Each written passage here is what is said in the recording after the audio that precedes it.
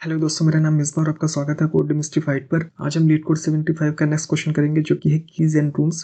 तो चलिए सबसे पहले इस क्वेश्चन को समझते हैं कि क्वेश्चन हमसे क्या रहा है। देखिए, इस क्वेश्चन में हमें लिस्ट ऑफ लिस्ट दे रखी है जिसमें ये जो नंबर्स हैं ये रिप्रेजेंट कर रहे हैं रूम्स को और ये जो नंबर्स हैं ये रिप्रेजेंट कर रहे हैं कीज को। अब इसमें हर रूम में कीज है, जैसे रूम नंबर 0 में कीज है 1 3, रूम नंबर 1 में कीज है 3 2, रूम नंबर 2 में की नंबर 2 है और रूम नंबर 3 में की नंबर 0 है। इससे बेसिकली फायदा क्या होगा, जैसे मैंने विजिट किया रूम नंबर 0, तो इसमें कौन कौन सी कीज है, रूम नंबर 1 की और रूम नंबर 3 की। तो इससे हम रूम नंबर 1 और रूम नंबर 3 को अनलॉक कर सकते हैं। अब रूम नंबर 1 में हम चेक करेंगे तो रूम नंबर 1 में कौन कौन सी कीज है, इसमें है 3 और 2। तो इससे बेसिकली क्या होगा, हम रूम नंबर 3 और रूम नंबर 2 को अनलॉक कर सकते हैं या हम कह सकते हैं विजिट कर सकते हैं। तो बेसिकली हमें ये बताना है इस क्वेश्चन में कि हम सारे रूम में विजिट कर सकते हैं या नहीं। अगर हमने सारे रूम को अगर विजिट कर लिया है तो हम रिटर्न ट्रू करेंगे कि यस हम सारे रूम में विजिट कर सकते हैं, अदरवाइज हम फॉल्स रिटर्न करेंगे कि नो हम सारे रूम में विजिट नहीं कर सकते हैं। और बाय डिफॉल्ट रूम नंबर 0 हमेशा ओपन रहेगा, ये क्वेश्चन में दिया हुआ है। ठीक है, जैसे कि ये ग्राफ का क्वेश्चन है, तो इस ग्राफ के क्वेश्चन में हमारे पास ये जो इनपुट दिया हुआ है ये एक एडजेंसी लिस्ट है। एडजेंसी लिस्ट से अगर हम इसका ग्राफ बनाते हैं तो इसका ग्राफ देखिए कैसा बनेगा। जैसे रूम नंबर 0 से हम कौन कौन से रूम विजिट कर सकते हैं, 1 और 3। तो हमने रूम नंबर 0 बनाया, इससे हम विजिट करेंगे रूम नंबर 1 और रूम नंबर 3। और फिर उसके बाद हम बात करते हैं रूम नंबर 1 से कौन कौन से रूम विजिट कर सकते हैं, रूम नंबर 3 और 2। तो रूम नंबर 1 से हम विजिट कर सकते हैं रूम नंबर 3 और रूम नंबर 2। फिर उसके बाद हम बात करेंगे रूम नंबर 2 की, तो रूम नंबर 2 से हम रूम नंबर 2 में ही विजिट कर सकते हैं क्योंकि उसके पास सेल्फ की है। और फिर उसके बाद अगर हम बात करते हैं रूम नंबर 3 की, तो रूम नंबर 3 से हम रूम नंबर 0 पे विजिट कर सकते हैं। तो हमने रूम नंबर 3 से विजिट किया रूम नंबर 0 पे, तो इसका ग्राफ कुछ ऐसा दिखेगा। देखिए, अब ध्यान से समझिए, कभी कभार ऐसा होता है कि हमें क्वेश्चन में एडजेंसी लिस्ट बाय डिफॉल्ट दे रखी होती है लेकिन कभी कभार नहीं दे रखी होती है। ठीक है, तो हमें एडजेंसी लिस्ट बनाना होता है और हमें यह भी आना चाहिए कि हमारे पास जो भी इनपुट दिया हुआ है उससे हम ग्राफ कैसे बना सकते हैं और ग्राफ से हम एडजेंसी लिस्ट कैसे बना सकते हैं, तभी आप क्वेश्चन को कर पाएंगे। ये सबसे बेसिक चीज होती है ग्राफ के क्वेश्चन को अटेम्प्ट करने के लिए। तो अब देखिए इसका सोल्यूशन समझते हैं कि इसका सोल्यूशन कैसे करेंगे। देखिए, रूम नंबर 0 जो है वो बाय डिफॉल्ट ओपन रहता है। ठीक है, तो हम रूम नंबर 0 में गए तो हमें वहां पे सबसे पहले की कौन सी मिली, सबसे पहले की मिली 1। तो उससे हमने 1 को अनलॉक किया। ओके, और फिर जब हम रूम नंबर 1 पे गए तो हमारे पास सबसे पहले की कौन सी मिली, हमारे पास सबसे पहले की मिली रूम नंबर 3। तो इससे हमने रूम नंबर 3 को अनलॉक किया। ठीक है, अब रूम नंबर 3 में किसकी की पड़ी है, रूम नंबर 0 की। तो रूम नंबर 0 ऑलरेडी ओपन है तो इसे हम एज इट इज रहने देंगे। अब वापस से हम रूम नंबर 1 में आ जाते हैं। रूम नंबर 1 में जो दूसरी की है वो है रूम नंबर 2 की, तो उससे हम रूम नंबर 2 को अनलॉक करेंगे।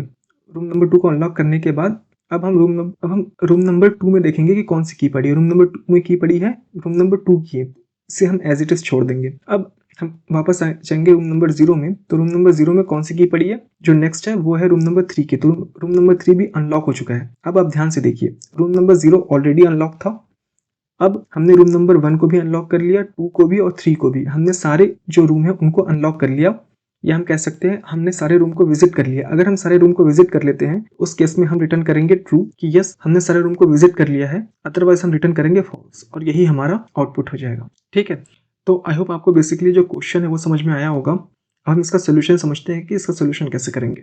तो अब हम इसका सोल्यूशन करेंगे डीएफएस के थ्रू। इसका सोल्यूशन करने के लिए हम क्या करेंगे, हम एक एरे बनाएंगे विजिटेड नाम से, जो कि बुलियन टाइप का होगा। हम एक एरे बना लेते हैं। इस एरे में हम डिफाइन करेंगे नंबर ऑफ रूम्स। हमारे पास कितने नंबर ऑफ रूम्स है, 4, दैट इज 0 1 2 3। और इसकी डिफॉल्ट वैल्यू क्या होगी, फॉल्स होगी, क्योंकि बुलियन की डिफॉल्ट वैल्यू फॉल्स होती है। और जब भी हम जिस रूम में विजिट करते जाएंगे उस केस में हम इस फॉल्स को चेंज करके ट्रू कर देंगे। और अगर जब सारी वैल्यू ट्रू हो जाएगी तो हम चेक करेंगे कि कोई वैल्यू फॉल्स तो नहीं रह गई है। अगर कोई वैल्यू फॉल्स रह जाती है तो इसका मतलब हम सारे रूम में विजिट नहीं कर पाए हैं। और अगर सारी वैल्यू ट्रू हो जाती है तो इसका मतलब ये हुआ कि हम सारे रूम में विजिट कर पाए हैं, तो हम रिटर्न ट्रू कर देंगे कि यस हमने सारे रूम में विजिट कर लिया है। जैसे कि क्वेश्चन में दिया हुआ है कि रूम नंबर 0 जो है वो बाय डिफॉल्ट ओपन रहता है, तो इसके लिए हम वैल्यू को फॉल्स से ट्रू कर देंगे। फिर उसके बाद रूम नंबर 0 में जैसे ही मैं पहुंचा तो हमारे पास रूम नंबर 1 की की मिली और रूम नंबर 3 की। तो सबसे पहले हम रूम नंबर 1 में जाएंगे। तो रूम नंबर 1 में जैसे ही मैं गया तो इसको हमने विजिटेड मार्क कर दिया। ओके, तो इसको फॉल्स से ट्रू कर दिया। अब रूम नंबर 1 में जैसे मैं पहुंचा तो हमारे पास की मिली रूम नंबर 3 की, तो इससे हम रूम नंबर 3 को अनलॉक कर सकते हैं। ठीक है, तो हमने 3 को अनलॉक किया, या हम कह सकते हैं हमने रूम नंबर 3 को विजिट कर लिया। अब रूम नंबर 3 में किसकी की पड़ी हुई है, रूम नंबर 0 की। तो ये बाय डिफॉल्ट ओपन है तो इसको हम एज इट इज रहने देंगे। फिर उसके बाद हम आ जाते हैं रूम नंबर 1 पे वापस। तो रूम नंबर 1 में जो अदर की है वो कौन सी है, रूम नंबर 2 की। तो इससे हम रूम नंबर 2 को विजिट करेंगे। हमने रूम नंबर 2 को विजिट किया और इसकी वैल्यू फॉल्स से ट्रू कर दी। इतना करने के बाद अब देखिए हमारे पास जो सारे रूम हैं उसमें हमने विजिट कर लिया है क्योंकि इन सब की वैल्यू ट्रू है। तो अगर इन सब की वैल्यू ट्रू है तो हमने सारे रूम विजिट कर लिया है, तो हम आउटपुट रिटर्न करेंगे ट्रू कि यस हम सारे रूम में विजिट कर सकते हैं, और यही हमारा आउटपुट हो जाएगा। और अगर बाई चांस अगर किसी भी इंडेक्स पे किसी भी रूम की वैल्यू अगर फॉल्स होती तो हम बेसिकली फॉल्स रिटर्न करते कि हम सारे रूम में विजिट नहीं कर पाए हैं। ठीक है, तो आई होप आपको जो बेसिकली क्वेश्चन का ड्राई रन है वो समझ में आ गया है। तो चलिए हम इसे कोड करते हैं। देखिए सबसे पहले हम क्या करेंगे, सबसे पहले हम एक विजिटेड नाम की एरे बनाएंगे जो कि बुलियन टाइप की होगी। तो यहाँ पर हो जाएगा Boolean visited equal to new Boolean, और इसका जो साइज होगा वो रूम के साइज के बराबर होगा। तो यहाँ पर हो जाएगा रूम्स डॉट साइज।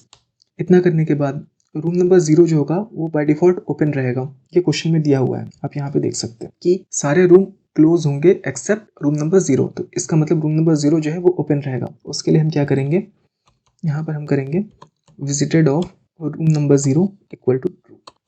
अब इसके बाद हम सिंपली एक डीएफएस कॉल लगाएंगे और इस डीएफएस कॉल में हम बेसिकली पास करेंगे रूम्स, हमें जिस कीज पे विजिट करना है उसका इंडेक्स, और फिर उसके बाद एरे।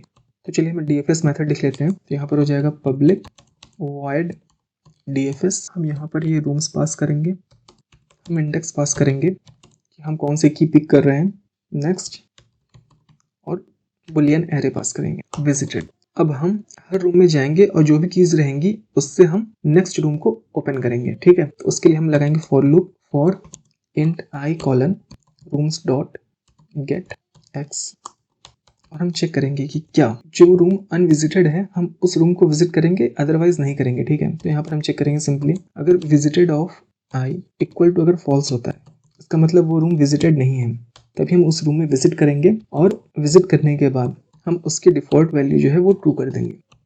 फिर उसके बाद हम डीएफएस कॉल लगाएंगे करंट रूम में जो भी कीज है उसके लिए। यहाँ पर पास करेंगे हम रूम्स इंडेक्स और एरे विजिटेड।